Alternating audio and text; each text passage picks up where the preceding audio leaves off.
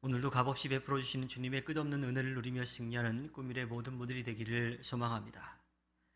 일반적으로 이 선생이라고 하는 사람은요, 다른 사람을 가르쳐야 하기 때문에 듣기보다는 말하기를 많이 하죠. 그런데 만일 그 가르침이 잘못된 것이라고 한다면 자신뿐만 아니라 여러 사람들을 잘못된 길로 인도하기 때문에 그 책임이 클 수밖에 없습니다.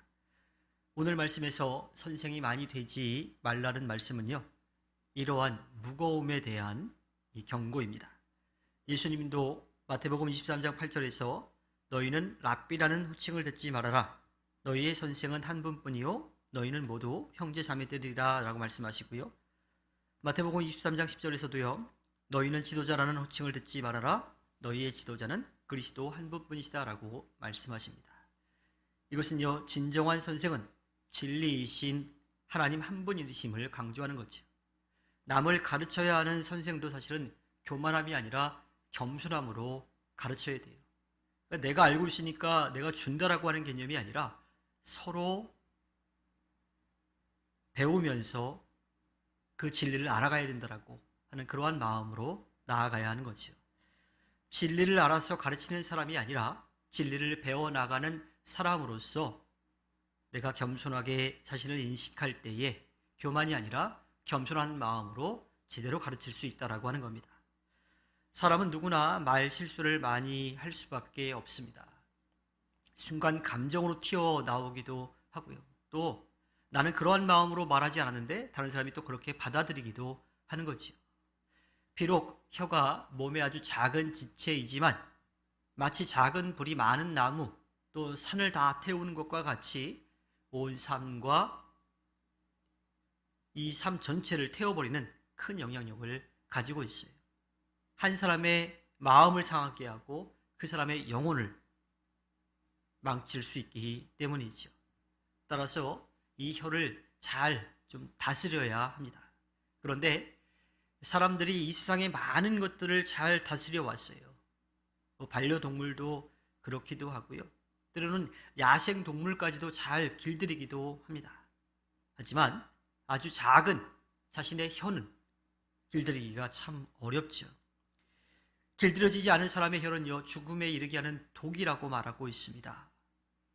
그 증거가 성도라 하더라도 한 입으로 사랑을 말하고 찬양을 하면서도 또 그 한 입을 가지고 주님의 형상대로 지음을 받은 다른 사람을 저주하고 비방하고 또 상처를 주기 때문이지요. 한 우물에서 단물과 쓴물이 한꺼번에 나올 수 없는 것처럼 사실은 한 입으로 찬송하고 또 그 입으로 저주할 수는 없습니다. 그런데 우리는 그렇게 살아가고 있다라고 하는 거예요. 그러니까 그렇게 살아가고 있다라고 하는 것을 늘 인정하고 조심해서 말을 해야 된다라고 하는 겁니다. 예수님은 누가복음 6장 45절에서요. 선한 사람은 그 마음속에 갈무리해 놓은 선더미에서 선한 것을 내고 악한 사람은 그 마음속에 갈무리해 놓은 악더미에서 악한 것을 낸다. 마음에 가득 찬 것을 입으로 말하는 법이다라고 말씀하셨습니다. 이것은요. 사람의 입으로 나오는 것이 그냥 툭툭 튀어나오는 것이 아니라 그 사람 마음속에 이미 쌓여 있었던 것들이라고 하는 거예요. 어떻게 보면 평소에 그 사람이 어떠한 마음을 가지고 살았는지를 알 수 있다라고 하는 거지요. 그 마음 속에 위로부터 난 성령의 지혜가 있다라고 하면 위로와 격려의 말을 하겠지만, 그래서 그 말이 거룩해지고 또 그 말을 통하여서 다른 사람들이 힘을 얻겠지만, 그렇지 않고 정욕과 귀신의 것인 세상의 지혜로만 가득 차 있다라고 하면 그 말에서 온갖 더러운 것들이 나와 그 말을 듣는 사람이 상처를 받을 수밖에 없다라고 하는 겁니다.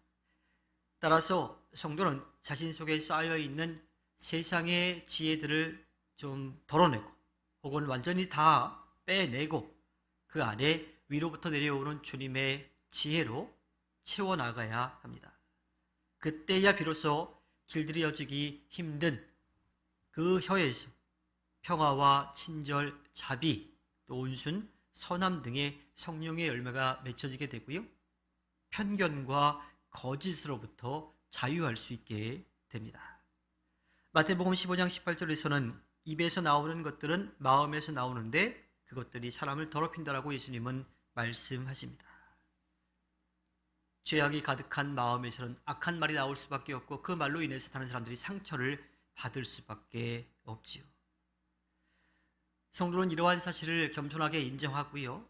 주님께 지혜를 구함으로써 우리 안에 선함, 우리 안에 진실함, 우리 안에 사랑을 쌓아두어서 다른 사람들에게 상처를 주는 말이 아니라 위로와 격려 그리고 새 힘을 얻을 수 있도록 사랑의 말을 통해서 그들이 주님께로 나아올 수 있게 해야 합니다. 그리고 그보다 먼저 우리가 위로부터 오는 지혜로 채워져야 될 것이 살아계신 주님, 우리를 사랑하시는 주님의 이름을 찬양하고 그 고백이 멈추지 않는 기도가 나와야 하는 거죠. 그래서 선한 말로 주님을 찬양하면서 선한 열매를 맺어가야 합니다. 주님께서 허락해 주신 오늘 하루를 살아갈 때에 우리의 입에서 나오는 말이 위로와 격려 또 기대와 소망을 갖게 해서 위로부터 오는 지혜를 통하여서 우리가 만나는 사람들에게 사랑을 전해서 주님께 기쁨을 드리는 꿈밀의 모든 분들이 되기를 주님의 이름으로 부탁드립니다. 기도하겠습니다.